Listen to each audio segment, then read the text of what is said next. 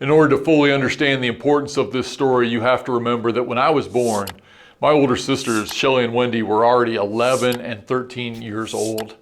Why that mattered is because when I was 4 or 5 years old, I started receiving all sorts of gifts from them. Now, in retrospect, those gifts were just old junk from their room that they no longer wanted. But what that meant for me is that my entire bedroom was full of stuffed animals. I had bunk beds, and in the top bunk bed, it looked like Noah's Ark up there. I had 2 of everything, 2 monkeys, 2 polar bears, 2 snakes, which kind of freaked me out, so I always made sure they slept next to the polar bears. I mean, it was just covered with stuffed animals.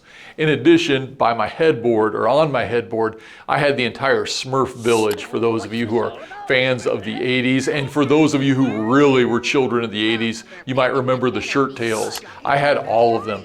They all sat on a beanbag in the corner of my room. And why this was important is because by the time I was 4 or 5 years old, my sisters were, well, they were teenagers. They were 16, 17, 18 years old, and what this meant is that as much as they enjoyed spending time with their kid brother, they were out often doing other things that teenagers like to do. As a result, I had to entertain myself, and part of my entertainment was going to my room and talking to all of my buddies, or playing games with all of my friends, or having battles back and forth between them. They all had personalities, and I knew each and every one of them. But there was a problem. And it wasn't that I was an over-imaginative, kind of strange little boy. No, the real problem was this. When I left the room, I was concerned about who was going to be in charge. I mean, what happens if the Shirt Tails and the Smurfs got into an argument with one another? Who was going to manage this if I wasn't around? Because when I was there, obviously I was in charge. So I had to place somebody in charge, and that position fell to Rick. Rick was the teddy bear who got his own chair.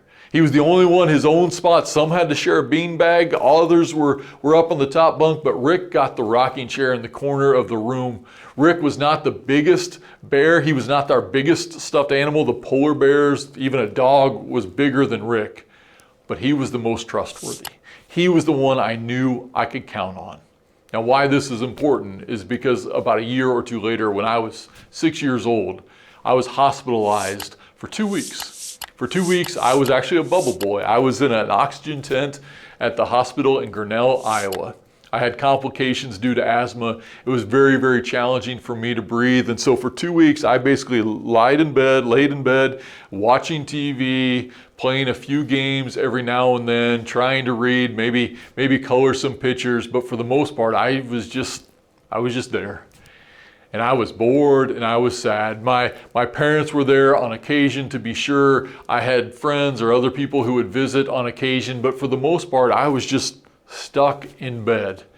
A bored, sad little boy, which is why it was so important when my parents got permission, and they had to receive permission in order to bring Rick into the oxygen tent. And I still remember how glorious it was to be able to have Rick by my side.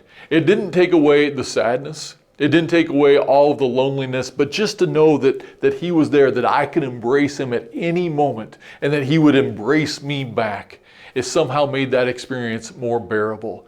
That's where this silly image of God as the cosmic teddy bear comes from. I hope you know that in all the moments of your life, God in the person of Jesus Christ has chosen to come close. I hope you can look back at the saddest, loneliest moments of your life and have realized at that time, and if not at that time, you can look back now and say, wow, now I see that God in the person of Jesus Christ came close to me in order to embrace me and to be embraced by me.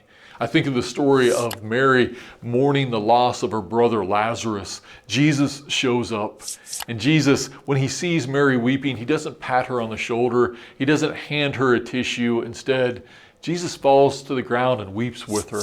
Why?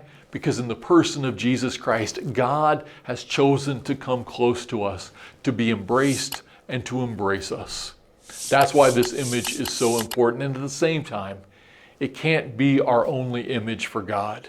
We have to have more. Because the problem with the teddy bear is, in the end of the day, as wonderful and as cuddly as they are, they don't have any power. And I realized how important this was to me years later when I went back to the hospital. This time I wasn't ill. This time I was going to visit my older sister, Shelley. Shelley had come to the end of her long battle with cancer. She had gone to the hospital, and we knew that she wasn't going to get to go home. Outside of a miracle, she wasn't going to get to spend her golden years with her husband. She wasn't going to be able to watch her daughters get married and raise children. She wasn't going to be able to do all the things that she had dreamed of doing. And I went to spend some time with her at the hospital, and on a good note, on a positive note, something that sustained me and really all of us in the family is that my sister had this deep and profound faith.